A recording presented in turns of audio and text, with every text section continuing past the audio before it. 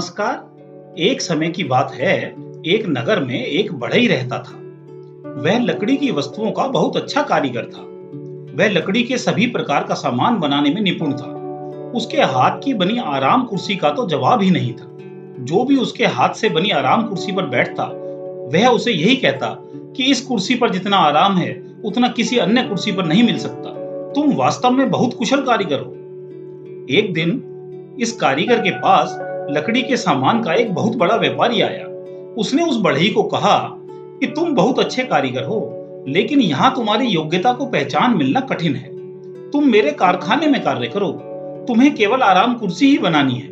मैं तुम्हें इसके लिए अच्छा वेतन दूंगा। बढ़ई ने कुछ देर सोच विचार के बाद उस व्यापारी का प्रस्ताव स्वीकार कर लिया, क्योंकि अपने व्यापार में उतार चढ़ाव के चलते वह अपने परिवार का भरण पोषण करने में समर्थ नहीं था।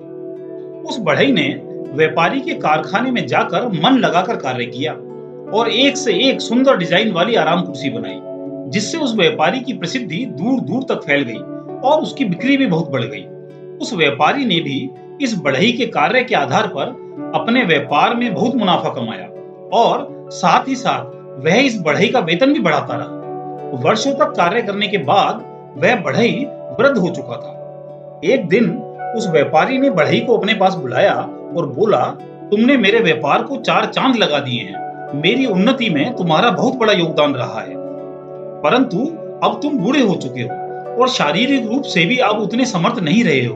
तो मैं सोच रहा हूँ कि अब तुम्हें अपने कार्य से सेवानिवृत्ति ले लेनी चाहिए। तुम्हारा अब तक का जो भी पारिश्रमिक बनता है, उसके अतिरिक्त भी मैं तुम्हें एक अच्छी खासी रकम देकर यहाँ से विदा कर रहा हूँ। यह सुनकर बढ़ई को बहुत अच्छा लगा कि चलो, अब यह व्यापारी जो रकम देगा उससे मेरा बुढ़ापा भी कट जाएगा।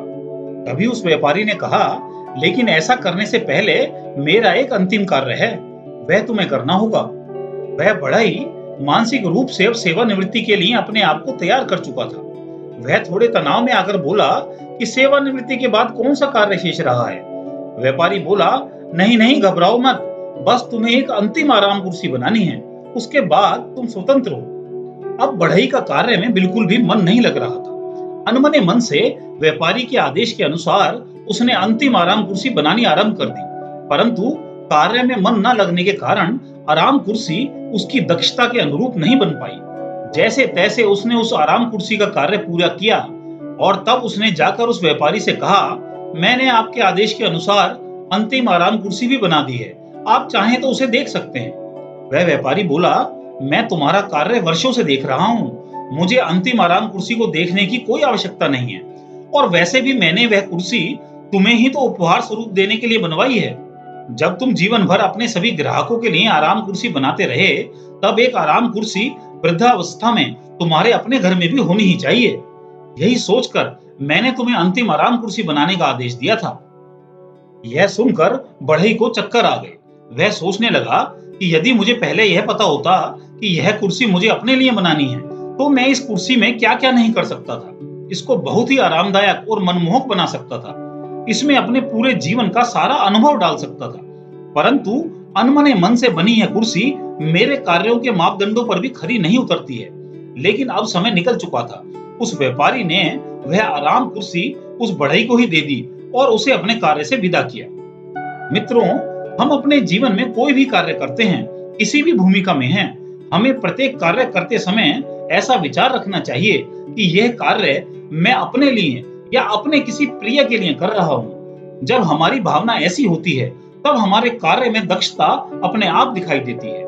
यदि हम अपने द्वारा किए गए किसी कार्य को अपने विभाग का कार्य, अपने कार्यालय का कार्य, अपने कारखाने का कार्य या किसी और का कार्य मानकर करेंगे, तो कार्य में निपुणता आ ही नहीं सकती है। किसी भी कार्य को उत्तम प्रकार से करने का यह अचूक उपाय है कि हम यह विचार रखें कि यह कार्य मैं अपने लिए या अपने किसी प्रिय के लिए कर रहा हूं। वही हमारा सर्वोच्च प्रदर्शन होगा। आपको यह कहानी अच्छी लगी है तो वीडियो को लाइक, कमेंट व शेयर करें। आप हमारे चैनल पर पहली बार आए हैं तो चैनल सब्सक्राइब करके बेल आइकन भी अवश्य दबाएं। धन्यवाद।